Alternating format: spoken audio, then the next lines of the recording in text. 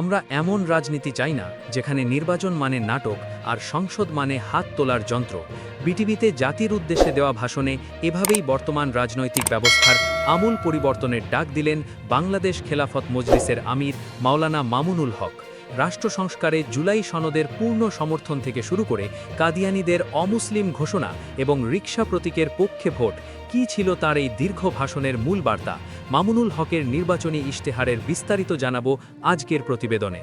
ভাষণের শুরুতেই মাওলানা মামুনুল হক গভীর শ্রদ্ধার সঙ্গে স্মরণ করেন ২৪শে জুলাই বিপ্লব, শাপলা চত্বর এবং পিলখানা হত্যাকাণ্ডে নিহতদের।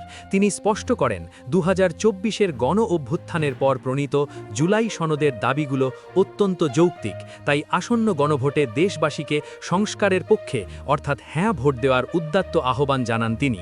মামুনুল হক বলেন, বাংলাদেশ খেলাফত মজলিস শুধু ক্ষমতার জন্য নয়, বরং ইনসাফ প্রতিষ্ঠার জন্য রাজনীতি করে। তিনি তরুণদের জন্য এমপ্লয়মেন্ট গ্যারান্টি কর্মসূচির প্রস্তাব করেন, যেখানে প্রতিটি পরিবারের অন্তত একজনের উপার্জনের ব্যবস্থা করবে রাষ্ট্র। দুর্নীতি দমনে জিরো টলারেন্স এবং বিচার বিভাগের পূর্ণ স্বাধীনতার দাবি জানান তিনি। ভাষণের একটি গুরুত্বপূর্ণ অংশ ছিল খতমে নবুয়ত রক্ষা। তিনি দ্ব্যর্থহীন কণ্ঠে ঘোষণা করেন, ক্ষমতায় গেলে খতমে নবুয়ত অস্বীকারী কাদিয়ানীদের অমুসলিম হিসেবে স্বীকৃতি দেওয়া হবে। পাশাপাশি কাওমি মাদ্রাসা শিক্ষার মানোন্নয়নে একটি স্বাধীন কাওমি শিক্ষা মঞ্জুরি কমিশন গঠনের প্রতিশ্রুতি দেন তিনি। ইসলামী মূল্যবোধের আলোকে নারীর মর্যাদা ও নিরাপত্তা নিশ্চিত করার ওপর জোর দেন মামুনুল হক। তিনি যৌতুক, ধর্ষণ ও হয়রানির বিরুদ্ধে দ্রুত বিচারের পাশাপাশি কর্মক্ষেত্রে নারীদের জন্য পৃথক ও নিরাপদ পরিবেশ নিশ্চিত করার অঙ্গীকার করেন। কৃষকদের জন্য সরাসরি পণ্য বিক্রির ব্যবস্থা এবং প্রবাসীদের হয়রানি বন্ধে ডিজিটাল সেবা কাঠামোর কথা উল্লেখ করেন তিনি।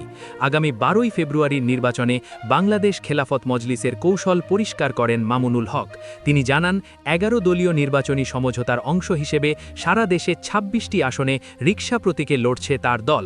অবশিষ্ট আসনগুলিতে সমমনা দলগুলোকে সমর্থন দেওয়ার কথা জানিয়ে তিনি ইনসাফের পক্ষে ভোট দেওয়ার আহ্বান জানান।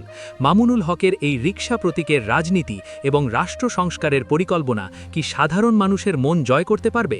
কাদিয়ানীদের অমুসলিম ঘোষণা এবং জুলাই সনদের প্রতি তার সমর্থনকে আপনি কিভাবে দেখছেন? কমেন্টে আপনার মতামত জানান।